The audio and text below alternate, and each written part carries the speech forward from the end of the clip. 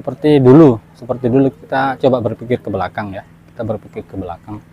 Kalau kita itu kerjanya terlalu intens gitu ya. Terus tenaga kita itu terposir gitu ya, banyak pekerjaan ya.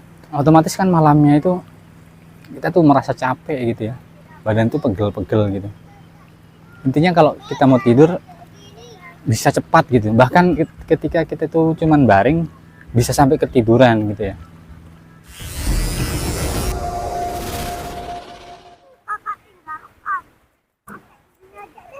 Oke, assalamualaikum warahmatullahi wabarakatuh. Jumpa lagi tentunya masih bersama Surya dan masih juga di channel Surya CS. Oke, dan tentunya kali ini masih membahas terkait asam lambung, GERD, anxiety, dan psikosomatis ya.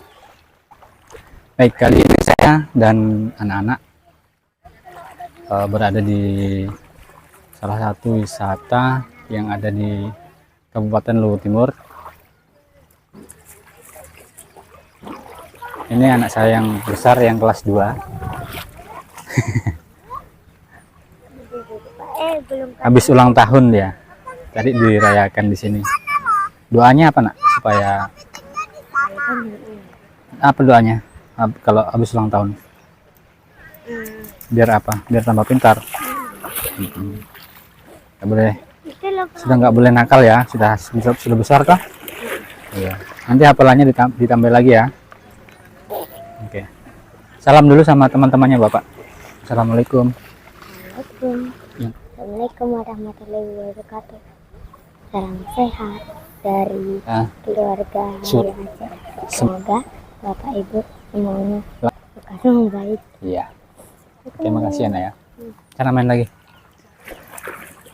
Ya, tadi anak saya yang ini tadi ya ulang tahun ke-8 tahunnya. Doakan juga buat anak saya semoga sehat selalu dan jadi anak yang berbakti kepada orang tua, jadi anak yang soleh-solehah. Yang laki-laki tadi sana ya, yang pakai baju Batman lagi berenang. Oke, lanjut di pembahasan kali ini. Saya mau bercerita lagi tentang keliengan ya, keliengan ketika di tempat keramaian ataupun di luar rumah gitu ya. Memang sensasi keliengan itu sungguh sangat tidak nyaman ketika kita itu berada di luar rumah ya. Dan pastinya kita itu maunya cepat pulang. Dan maunya baring terus di rumah. Oke ya, keliengan memang salah satu penyebabnya itu ketika terkena gangguan asam lambung, itu salah satu pemicunya adalah kita itu jarang bergerak, cuman tidur aja di rumah, baring-baring di rumah, terus maunya cuman tiduran ya, nggak mau gerak-gerak gitu, nggak ada aktivitas ya. Jadi otomatis ya ketika kita itu kurang bergerak, kondisi otot kita itu menegang ataupun mengencang gitu. Jadi otomatis berpengaruh ke fisik kita ya. Salah satunya itu ke kepala, itu kita tuh pasti merasa pusing gitu ya, terus kepala terasa berat, terus kemudian keliengan. Nah itu yang saya alami dulu ya, ketika saya itu malas gerak dulu. Memang pertama sekali itu karena memang kecemasan itu tinggi, jadi maunya itu memang berdiam diri terus di rumah dan nggak banyak bergerak. Jadi otot-otot kita itu pada kaku. Terus ketika kita mau bergoyang, otomatis otot kita itu terasa kaget. Dia tuh kaget, terus kemungkinan ya ototnya menegang dan mengencang. Itu penyebabnya kenapa kita itu keliengan. Selain dari itu juga Yang namanya keliangan itu sebenarnya banyak penyebabnya ya. Salah satunya itu tadi. Terus kemudian kalau yang saya alami itu karena sulitnya tidur di malam hari ya. Sulit tidur di malam hari itu karena sebabnya sebenarnya di siang harinya. Siang harinya itu kita tuh sudah tidur terus, baring terus satu hari ya. Siangnya itu tidur terus, nggak bergerak. Pokoknya nggak ada aktivitas ya, nggak ada aktivitas di siang hari. Makanya di malam harinya itu otomatis nggak bisa tidur, susah tidur gitu ya. Mata itu terpejam, tapi nggak terlena. Justru malah memikirkan hal-hal yang tidak-tidak. Jadi kecemasan itu pasti datang gitu ya. Kok nggak bisa tidur nih, kenapa? Mikirnya yang aneh-aneh terus, mikirnya yang jangan-jangan terus, jangan-jangan saya ini sakit apa gitu ya. Karena yang saya rasakan dulu itu memang dada selalu jantung itu berdebar-debar ya, debar-debar kencang. Itu debarnya tidak senormal biasanya gitu. Debaran jantungnya itu lebih kencang gitu ya. Jadi bawaannya kita tuh was-was terus gelisah gitu ya, cemas. Jadi kalau kita cemas itu sebenarnya kan otot kita itu tegang, mengaku ya. Kenapa dilapkan Bapak? Kalah sih. Ya ini tadi yang nomor 2 ya, baru usia 3 tahun. Dia belajar berenang. Oke, doakan juga buat anak-anak saya ya. Yang ini baru 3 tahun. Jadi ketika saya terkena gangguan lambung itu dia masih bayi. Nah itu salah satu pemicu kecemasan dulu ketika saya takut mati itu karena anak-anak saya masih kecil gitu ya. Oke, jadi lanjut ya, penyebab kedua yang saya sampaikan tadi yaitu ketika kita itu di siang harinya maunya tidur terus malamnya nggak bisa tidur. Makanya kalau malam itu kita itu susah tidur karena memang siang harinya kita nggak ada aktivitas. Badan itu berdiam diri terus, nggak ada aktivitas, yang nggak gerak-gerak. Jadi otomatis badan kita itu sebenarnya nggak merasa capek, nggak merasa lelah gitu ya. Nah, bagaimana cara untuk bisa tidur itu? Salah satunya sebenarnya kita lakukan aktivitas di siang harinya. Jadi otomatis kalau siang harinya kita jangan nak, basah Bapak. Oh sudah ganti baju tadi ya. Jadi kalau siang harinya matanya pedis, jangan kasih kena airnya ya. Jangan main air begitu biar nggak pedis. Oke ya. Diganggu. Jadi kalau ada aktivitas kita di siang hari, kemungkinan kita itu merasa lelah, merasa capek. Dan kebanyakan kalau orang sudah capek itu tidurnya bisa lelap. Seperti dulu kita coba berpikir ke belakang ya. Kita berpikir ke belakang. Kalau kita itu kerjanya terlalu intens gitu ya. Terus tenaga kita itu terposir gitu ya, banyak pekerjaan ya. Otomatis kan malamnya itu kita tuh merasa capek gitu ya. Badan tuh pegel-pegel gitu. Intinya kalau kita mau tidur bisa cepat gitu. Bahkan ketika kita tuh cuman baring bisa sampai ketiduran gitu ya. Nah saya berpikirnya dulu juga kayak gitu. Pertama yang saya alami itu memang saya juga susah tidur ya. Itu berapa hari dulu saya alami karena seringnya berdiam diri terus di siang harinya. Jadi nggak ada aktivitas, maunya cuman baring terus. Jadi maunya tidur terus ya. Bahkan kalau siang itu juga saya nggak bisa tidur. Meskipun baring tapi nggak terlelap juga, nggak tidur juga. Nggak terlena matanya ya. Mata terpejam tapi tidak terlena. Gitu sahabat ya. Nah itu tadi 2 penyebab kita itu kelingan ya. Nah selanjutnya kalau malam kita itu nggak tidur ya, otomatis kan sebenarnya itu bisa dibilang begadang ya, meskipun sebenarnya nggak ngapa-ngapain ya, cuma baring terus, mata kedip-kedip tapi nggak tidur. Nah itu bisa dibilang dikategorikan itu bisa dibilang begadang ya, begadang karena semalaman bahkan sampai subuh ya, sampai subuh kita itu nggak tidur. Nah itu juga salah satu penyebabnya di siang harinya tuh kita tuh pusing kelingan gitu. Nah dengan kita tidak tidur ya, dengan tidak tidur di malam harinya itu kan otomatis tensi darah kita itu turun ya. Nah itu yang saya alami dulu. Ketika saya kelingan itu saya sering tensi darah ya, kebetulan adik sepupu saya itu kan kerja di rumah sakit. Bahkan istri saya sebenarnya orang keperawatan ya, cuman dia kerjanya nggak di rumah sakit. Saya sering yang namanya tensi darah itu ya, hampir tiap hari. Setiap saya pusing pagi harinya itu saya minta ditensi, saya minta dicek tekanan darahnya.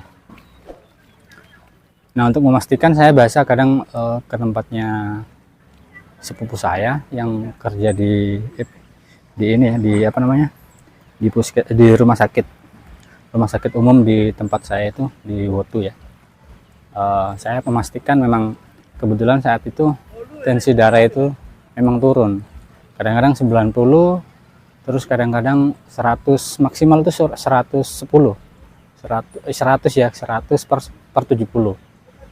Nah itu memang tergolong rendah kalau saya ya. Kalau normalnya 120 pernya itu 80. Nah itu normalnya saya. Dulu waktu sebelum sakit ya, sebelum terkena gangguan asam lambung itu normalnya 120 per 80. Nah itu saya tidak merasa pusing dan serasa normal, dan pokoknya nggak ada sensasi apapun ya ketika sebelum terkena gangguan lambung ini ya. Nah setelah terkena gangguan lambung itu dan setiap harinya itu pusing kelingan, saya sering cek tensi darahnya itu 110 paling tinggi itu ya, itu pun saya masih ada kelingan, masih pusing gitu. Nah setelah saya tahu, saya coba untuk itu tadi ya, saya coba untuk melakukan aktivitas di siang harinya, meskipun cuman bersih-bersih di sekitar rumah, di samping rumah gitu ya. Itu ada efeknya ternyata teman-teman ya, ada efeknya. Terus di malam harinya itu kita memang sedikit merasa ada rasa capek gitu ya, badan tuh kayak capek, terus justru malah tidur saya itu nyenyak. Mulai jam 8 itu saya sudah mulai mulai tidur ya, mulai berangkat ke tempat tidur itu. Nah, nanti bangunnya jam 4, kadang setengah 4 gitu ya. Nah itu saya alami dulu kurang lebih sekitar 6 bulan. Dari pertama itu kena ya enggak 6 bulan sih ya, sebelum tahu itu ya sekitar 5-6 bulan lah. Sebelum tahu itu saya sebenarnya nggak jauh dari mulai pertama terkena gangguan lambung itu, saya sebenarnya sudah tahu dari awal ya. Nah setelah saya tahu dari awal kalau asam lambung ya, itu saya mulai menjaga yang namanya pola makan, pola tidur, pola pikir itu ya, pola hidup. Nah mulai dari situ saya mulai menerapkan yang namanya 3P itu. Itu karena memang saya sudah tahu dari pertama ya, karena sudah cek di dokter bahwa saya itu cuman asam lambung, dan memang disampaikan sama dokter di hasil konsultasi ke dokter itu memang jaga pola hidupnya Bapak ya, pola tidurnya, pola makannya. Kencing Pak. Kencing nak. Duduk kencingnya. Gitu Pak. Iya. Sana bawa tempatnya Mama. Kok dicuci di situ sih? Sana ditaruh di depan sandalnya Adik. Adik. Sana simpan di tempatnya Adik sana sandalnya ya. Apa sandalnya Bapak situ? Oke, situ nih nak. Oke, jadi itu tadi 2 pemicu yang saya sampaikan ya. Pemicu dari kelingan.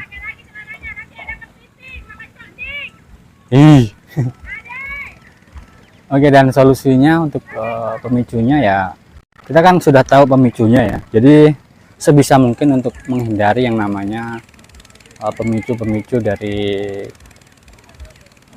pusing keliangan itu tadi ya. Salah satunya dengan mencoba untuk bergerak untuk beraktivitas ya. Kalau ibu-ibu mungkin ya pasti masih bisa ya lakukan yang namanya aktivitas kayak cuci baju, cuci piring. Itu kan sebenarnya sudah lumayan kalau itu ada pergerakan lah ya. Kalau untuk bapak-bapaknya yang saya alami ya juga saya sebenarnya melakukan hal itu, cuci baju, cuci piring, nyapu, itu setiap hari saya lakukan bapak ya.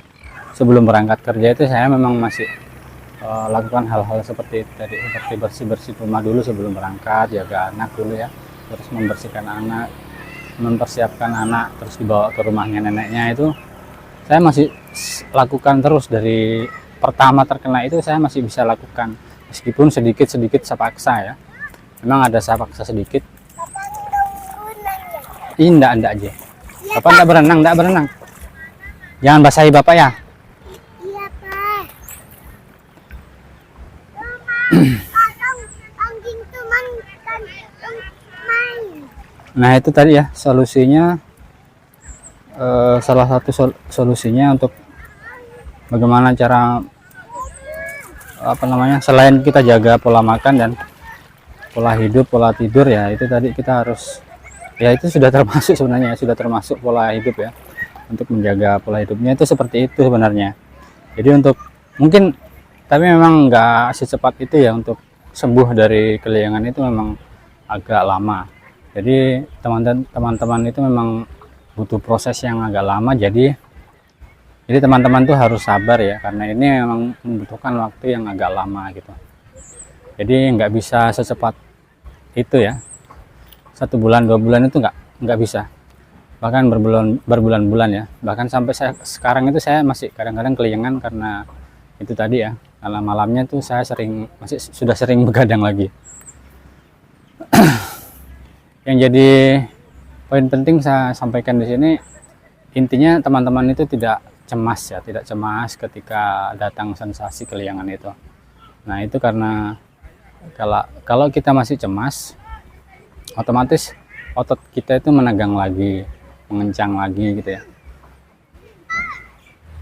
Jadi kalau kita bisa sebisa mungkin menjaga yang namanya kecemasan ataupun bisa mengontrol kecemasan, sebenarnya kita bisa mengurangi pemicu ya, salah satu pemicu dari sensasi yang diakibatkan dari asam lambung itu sebenarnya.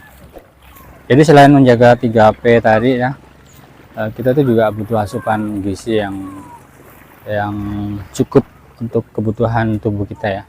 Jadi selain makan minum yang dianjurkan, kita juga harus mencukupi yang namanya kebutuhan air pada tubuh kita ya. Pada tubuh kita itu kan sekian persen ya untuk kebutuhan tubuh kita itu. Jadi cukupkan air putih kita minimal 8 gelas. Setahu saya minimal 8 gelas ya per hari. Jadi kalau kita memang kebanyakan minum ya, efeknya paling kencing-kencing, dan itu lebih sering kencing ya, tapi nggak apa-apa sebenarnya, itu nggak apa-apa. Justru malah membuat kita itu sering bergerak ya, sering jalan gitu, jalan ke kamar mandi. Cuman ya harus tetap fokus dan hati-hati ketika ke kamar mandi. Kalaupun kita tuh merasa takut, ya harus dilatih. Apapun sensasinya, kalau kita itu merasa takut ngapa-ngapain, misalnya kita takut ke kamar mandi, memang perlu dilatih ya, dilatih sedikit demi sedikit. Oke, mungkin sekian dulu video kali ini. Mudah-mudahan bisa membantu teman-teman dan bermanfaat tentunya ya. Jika video ini bermanfaat, silahkan dukung channel ini dengan menekan tombol subscribe-nya, dan jangan lupa di like videonya. Terus kemudian tombol loncengnya dinyalakan ya, supaya teman-teman itu dapat notifikasi dari channel ini ketika saya mengupload video terbaru. Oke, sekian dulu. Billahi taufiq wal hidayah. Assalamualaikum warahmatullahi wabarakatuh. Oke, dan tetap semangat.